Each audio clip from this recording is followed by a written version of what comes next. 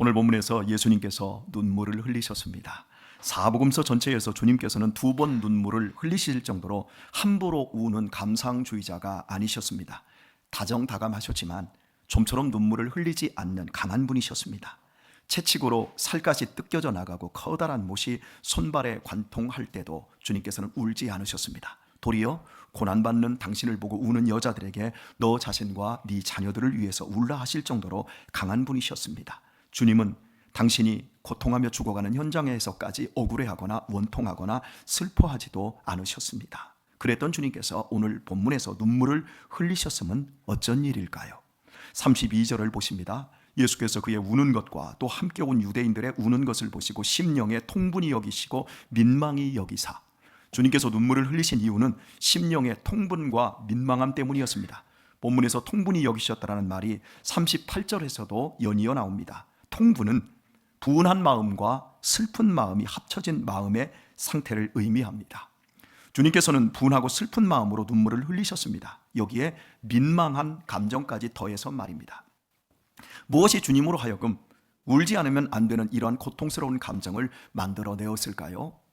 유대의 장례법은 함께 울어주는 것이 예의였습니다. 더 크게 울어줄수록 더 큰 호의였습니다. 부잣집에서는 아예 전문적으로 울어주는 사람들을 고용해서 더 슬프게 울어주는 사람도 있었습니다. 그러므로 상주는 슬퍼서 울지만 조문객들은 의무적으로 울고 고용된 사람들은 돈벌이를 위해서 울게 됩니다. 상주인 마리아가 급히 집에서 나가자 사람들은 무덤에 가서 울기 위해 가는 줄 알고 예의상 따라 나왔다가 상주가 무덤이 아닌 주님 앞에서 울자 함께 대성통곡하며 울기 시작한 것입니다. 이 장면을 보시면서 주님께서는 통분과 민망함으로 우셨습니다. 주님의 마음이 무엇이 그리 분하고 슬프셨을까요? 무엇이 그리도 주님에게 민망하게 했던 것일까요? 예수님도 장래 의례를 지키고 죽음에 대한 통분함과 민망함의 눈물을 보이신 것일까요? 그렇다고 보기에 예수님의 마음의 비통과 민망함을 다 설명하기에는 부족합니다. 주님은 당신이 곧 나사로를 살려내실 것이기 때문입니다. 주님에게 나사로는 잠자고 있을 뿐입니다. 마리아는 언니로부터 주님께서 찾는다는 말을 듣고 주님 계신 동구 밖으로 뛰어나갔습니다. 그리고 마리아는 주께서 여기 계셨다면 오라비가 죽지 아니하였을 것이라며 원망하였습니다. 이 말은 먼저 주님을 맞이한 마르다 언니와 글자 한 자 틀리지 않았습니다. 이들 자매는 예수님을 사랑하며 예수님께 매우 특별한 사랑을 받는 사람들이었습니다. 더욱 마리아는 예수님을 사랑하여 자신의 재산 전체가 되는 향유를 예수님의 발에 부어드린 특별한 여인이었습니다. 그토록 예수님과 각별한 관계를 이어가던 마리아조차 원치 않는 오빠의 죽음 앞에서 예수님을 원망했습니다. 주님을 자신의 전 재산보다 더 사랑했던 마리아가 주님을 원망한다는 것은 주님에게는 충격이었을 것입니다. 믿음의 금이 가고 인간관계의 신뢰가 깨어질 때 그 당사자의 마음에는 통분이 가득하게 되어집니다. 여러분들이 누군가를 선대해 보십시오. 최선을 다해서 선대해 보십시오. 그럼 좋은 결과로 돌아옵니까? 쉽지 않습니다.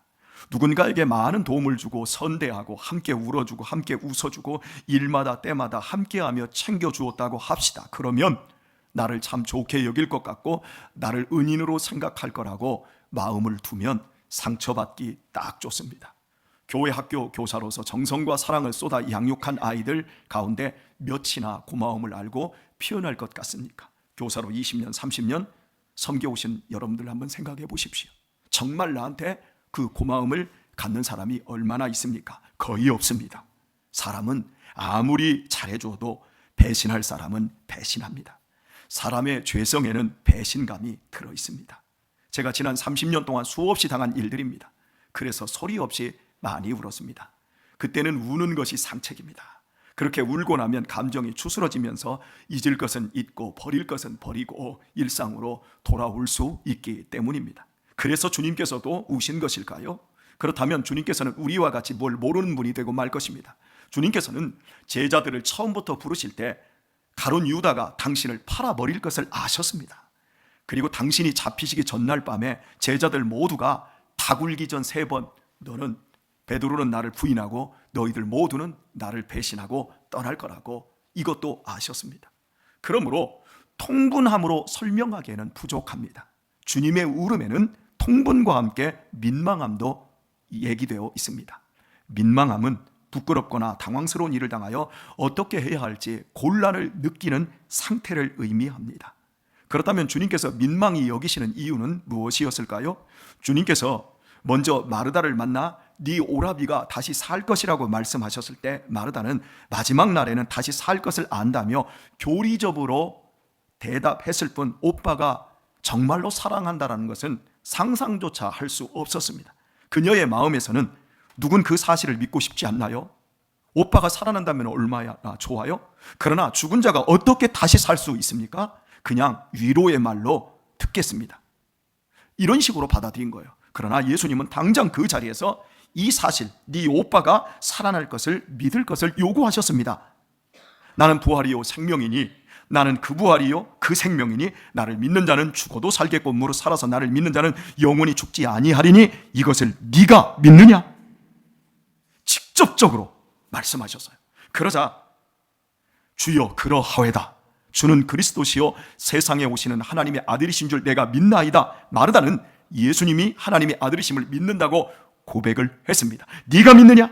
네 오빠가 지금 살아날 것을 지금 네가 믿느냐? 이렇게 말했을 때 확실히 자기는 믿는다고 대답을 했고 믿는 사람처럼 행동을 했습니다.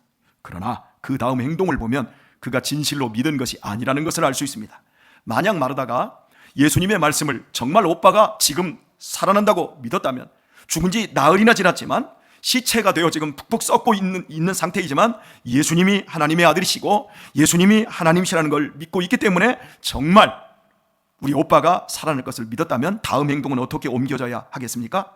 당장 동생 마리아에게 가서 주님께서 오셨는데 우리 오빠를 살리신다고 말씀하셔서, 예수님이 말씀하셨으니까 분명히 살아날 거야.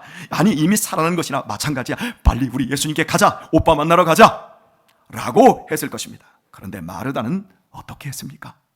선생님 모셔서 너 부르신다, 가봐라. 끝. 마르다는 주님이 하시는 엄청난 말씀은 전부 생략해버리고 예수님이 하시지도 않은 말만 했습니다. 그래서 마리아는 예수님을 만나자마자 마르다가 예수님께 했던 원망의 말을 그대로 긁지 않아 틀리지 않게 반복하고 있습니다. 예수님께서 마르다에게 네 오라비가 다시 살리라는 말씀은 아무런 소용이 없었습니다. 그저 공허한 메아리였을 뿐입니다. 이 장면이 예수님 스스로에게 민망하게 했을 것으로 생각되어집니다. 부모로서 자식들을 키우는 것은 참 어려운 일입니다. 부모로서 자식들을 잘 키우기 위해 얼마나 많은 노력들을 기울입니까? 그리고 얼마나 좋은 말을 많이 해주고 얼마나 정성을 쏟습니까? 그런데 자식이 공부도 잘하고 매우 착하게 커줍니다. 얼마나 고맙습니까? 공부도 잘하고 상도 받아오고 상급 학교로 지나갈 때마다 좋은 학교 척척 잘 붙습니다. 그러면 부모는 어깨에 힘을 주고 자식 자랑을 일삼습니다. 그 집 애는 어쩜 그렇게 애가 착하고 공부도 잘하고 학교도 좋은 대학을 가냐고. 그러면 지가 노력해서 그렇지, 이렇게 겸손을 가장한 이 자랑을 하게 되어지죠. 그런데 대학원까지 나와 박사학위까지 받았습니다. 돈이 얼마나 많이 들었겠습니까? 그런데 취직을 못해서 백수로 산다고 해봅시다. 얼마나 부모 마음이 속이 상하겠습니까? 여기에 박사까지 시켜준 그 자식이 왜 돈을 주지, 왜 사업자금을 주지, 공부만 왕창 시켰냐고 원망을 합니다. 도리어 자기가 좋아서 공부 다 해놓고 취직이 안 된다고 부모에게 덮어씌우고 부모 탓할 때 부모의 마음에 분하고 슬프고 민망한 감정이 생길까요? 안 생길까요? 그런 자식 안 둬서 모르겠어요. 여러분, 우리 그런 자식 없어도 그런 건 예상이 되지 않습니까? 여러분, 만약에 이런 자식이 있다 그러면 부모가 마음에 얼마나 분함과 슬픔과 민망한 감정이 생기겠습니까? 그때 어떻게 해야 될까요? 울 것입니다. 철없는 자식이지만 그래도 사랑하는 자식이기 때문에 부모가 울 겁니다. 요한복음 11장 5절을 보면 예수께서 본래 마르다와 그 동생과 나사로를 사랑하시더니 라고 말씀합니다. 이들은 주님께서 당신을 따르는 사람들 중에 대표적으로 사랑하는 가족들이었습니다. 마가복음 14장 9절 말씀입니다. 내가 진실로 너희에게 이르노니 온 천하에 어디서든지 복음이 전파되는 곳에는 이 여자의 행한 일도 말하여 저를 기념하리라 하시니라. 어떤 여자의 일이에요? 마리아의 일이에요. 마리아가 예수님에게 자신의 전 재산이 되는 향유를 예수님의 발에 부어드린 그 행위를 복음이 전파되는 곳에는 이 여자의 행한 일도 말하여 저를 기념하리라, 저를 자랑하리라, 이렇게 말씀한 거예요. 주님께서는 당신이 행한 그 어떤 기적도, 그 많은 기적들 중에서도 어떤 것도 기념하라고 하지 않으셨어요. 주님께서 기념하라고 한 것은 딱 두 가지입니다. 하나는 당신의 죽음을 기념하라는 것, 그래서 우리는 그 죽음을 기념해서 성찬식을 하는 거예요. 그리고 또 한 가지가 마리아의 헌신입니다. 그만큼 마리아는 예수님의 자랑이었어요. 예수님에게 남자들이 많아서 12제자들, 그런데 자랑 아니었어요. 여러분, 아들들보다 딸이 좋습니다. 딸이 자랑이 됩니다. 예수님도 그랬던 것 같아요. 예수님도 마리아는 자랑하고 싶었어요. 그래서 기념하라, 온 천하에. 그런데 이런 자랑인 마리아가 오빠의 죽음과 직면하자 예수님을 신뢰하지 못하고 원망으로 일관했습니다. 바로 이 상태에 직면하시자 주님께서는 통분과 민망함으로 우셨습니다. 여기서 우리는 주님의 인간적인 면을 볼 수 있습니다. 주님에게도 연약한 감정이 있더란 말이지요. 만약 우리 구주께서 이런 감정이 없이 강하고 바르기만 하다면 우리를 이해해 주지 못할 것입니다. 결코 눈물을 흘리지 않는 강한 분이시라면, 전혀 슬픔을 느끼지 못하는 분이시라면, 그런 분이 어떻게 우리의 눈에 있는 눈물을 닦아주실 수가 있겠고 우리의 연약함을 이해해 주실 수 있겠습니까? 저는 이 본문을 보며 너무 놀랍니다. 주님의 눈물은 보석의 눈물이었습니다. 다시 한번요, 결코 주님께서 눈물을 흘리지 않는 강한 분이시라면, 전혀 남의 슬픔을 내 것으로 느끼지 못하는 분이라면, 그런 분이 어떻게 우리의 눈에 있는 눈물을 닦아주실 수가 있고 우리의 연약함을 이해해 주실 수 있겠습니까? 그러나 그분은 슬픔을 아는 연약한 감정을 가지셨기에 우리의 허물과 우리의 고통에도 우리의 피난처가 되실 수 있습니다. 주님의 울음은 결코 당신이 무능해서도 억울해서도 아닌, 이해하고 사랑하기 때문에 우는 것입니다. 부모가 자식의 어처구니 없는 원망 앞에서 부모가 우는 이유는, 눈물을 보이는 이유는 그 자식을 이해하고 더 사랑하기 때문에 눈물을 흘리는 것처럼 말입니다. 배신하는 인간의 죄성을 몰라서가 아닙니다. 알면서도 주님은 사랑하기에 더욱 아프고 민망한 것입니다. 통분과 민망한 감정은 인격자라면 다 느끼는 감정인 것입니다. 전능하신 하나님일지라도 똑같이 그 감정을 느낀단 말입니다. 통분의 감정과 민망한 감정을 처리하는 방법에 있어서 하나님과 인간이 다를 뿐 느낌은 다 똑같은 것입니다. 인간은 배신으로 인한 통분과 민망함을 그 이상의 못된 것으로 대갚아줍니다. 네가 나한테 이런 마음을, 이런 분하고 슬픈 마음을 네가 줬어? 이런 민망함을 네가 나한테 줬어? 어떻게 합니까? 그 이상의 것으로 인간은 갚아줍니다. 그러나 주님은 당신이 눈물을 흘리실 망정, 그런 감정 때문에 눈물을 흘리실 망정 더욱 불쌍히 여기시고 사랑하는 마음으로 감싸주시사 더 큰 구원을 이루시는 줄 믿습니다. 느낌이 아니라 방법이 다른 거예요. 느낌은 똑같이 하나님이나 예수님이나 우리나 똑같이 느끼는데 그것을 처리하는 방법이 다른 거예요. 믿음은 똑같은 상황에서 선택이 다른 거예요.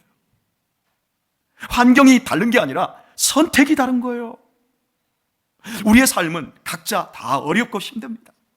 그런데 어떤 사람은 예수님처럼 믿음의 선택을 하고 또 어떤 사람들은 예수님과 전혀 다른 인간적인 선택을 하는 겁니다. 그 선택이 우리의 인생의 결과들, 미래를 만들어냅니다. 성경이 말하고 있지 않고 보여주고 있지는 않지만 주님께 통분과 민망함을 안겨준 사람은 확실하게 나사로라고 저는 생각을 합니다. 주님께서 잡혀 대제사장에게 신문을 받고 빌라도에게 사형의 언도를 받을 때, 그래서 죽어가는 날 주님의 고난과 사형이 집행된 그 현장에 나사로의 가족이 나사로의 살아났던 것을 보았던 사람들이 아무도 언급되어 있지 않습니다. 예루살렘, 예수님이 고통받는 현장과 나사로의 집까지는 여기에서 2km밖에 되지 않습니다. 2km면 15분 정도면 와닿는 거리입니다. 주님을 종교 사기꾼으로 몰아서 죽이지 않았습니까? 그렇다면 나사로가 달려나와 저분은 무덤에서 나흘씩이나 썩어가던 나를 살려내신 하나님이시라고 증언을 했다면, 그때 나를 위해 울어주었던 사람들이 이렇게 많이 있다며, 예수님은 사기꾼이 아니라 예수님은 우리가 기다리던 그리스도이십니다. 이렇게 구명해 주었어야 하지 않습니까? 죽음에서 꺼내주기까지 했는데 도대체 나사로는 어디에 있는 겁니까? 그런 엄청난 일이 1년 전도 아니고 10년 전에 일어난 것도 아니라 일주일 전에 일어난 사건입니다. 그러나 주님께서 죽어가는 현장에 나사로가 없습니다. 정말 통분하고 민망한 일입니다. 제 아무리 주님께서 사랑하셨고 주님께 헌신을 바치는 삼남매였지만 결정적인 순간 그들은 주님을 통분과 민망함으로 눈물을 흘리게 만들고야 말았습니다. 그렇다고 예수님은 삼남매를 버린 것이 아닙니다. 그들을 이해하고 다 용서하셨기에 오늘 본문에서 눈물을 흘리셨습니다. 이 사실을 잊지 마십시오. 주 안에서 사랑하는 우리 교우 여러분, 내 믿음은 어떻습니까? 예배당 안에 있는 우리의 믿음은 전혀 의심할 수 없는 좋은 믿음 같습니다. 인생이 내 생각대로 내 원대로 풀리고 잘 될 때의 믿음은 얼마나 고매하고 아름다운 믿음입니까? 그런데 내가 원치 않는 일을 당할 때, 내 뜻과 반대로 펼쳐질 때 내 믿음은 어떻습니까?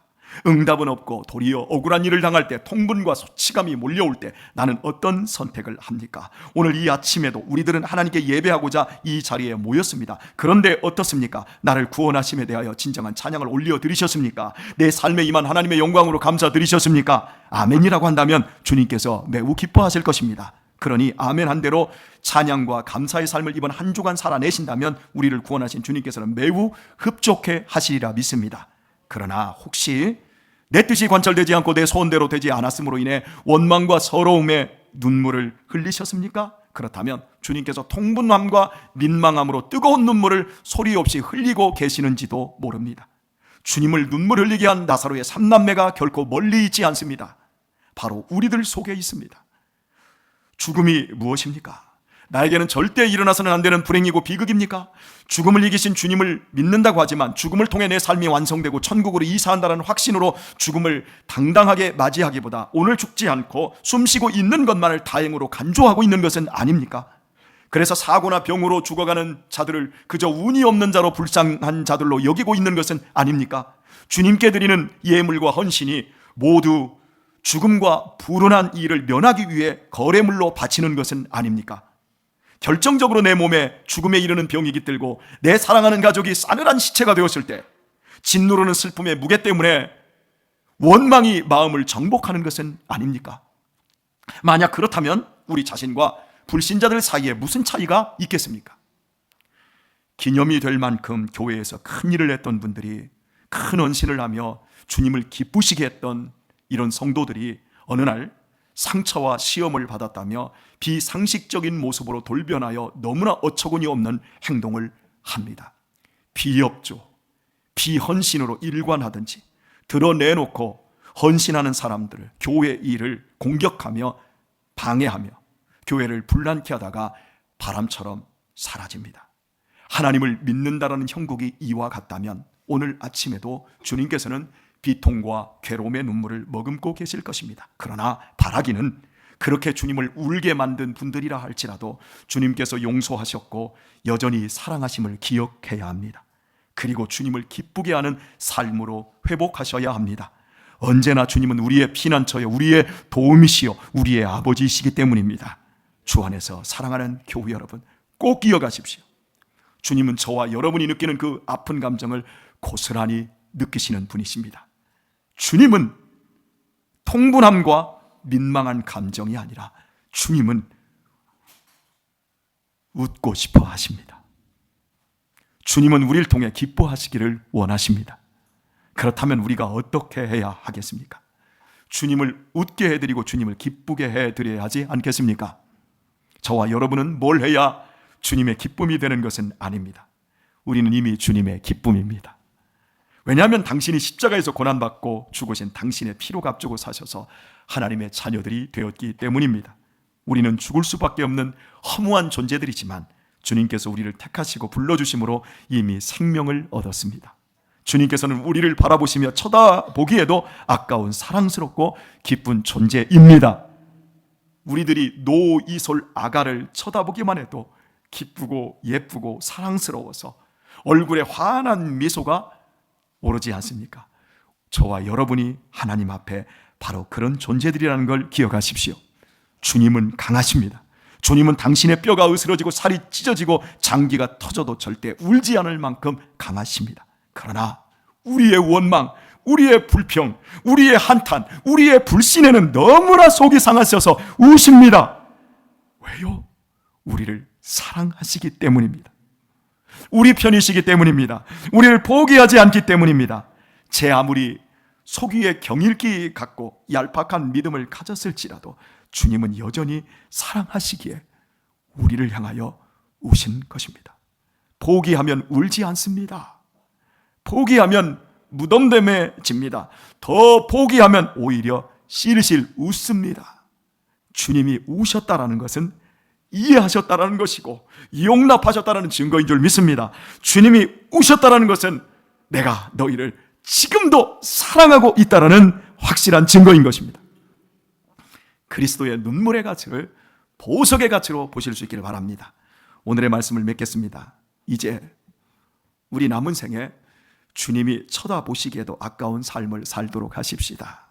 이제부터는 다시는 그림자 같고 안개 같은 허망한 인생 때문에 일희일비하지 말고 어떤 상황에서도 영원한 것을 위하여 사는 사람이 되십시다. 이제는 영원한 잣대로 판단하고 행동하는 자가 되도록 하십시다. 남겨진 육신의 삶 동안에 매일매일을 주님의 기쁨이 되고 주님께 웃음을 주는 귀한 성도로 사는 지혜와 실력을 갖춘 복된 성도 되시길 예수님의 이름으로 축원드립니다.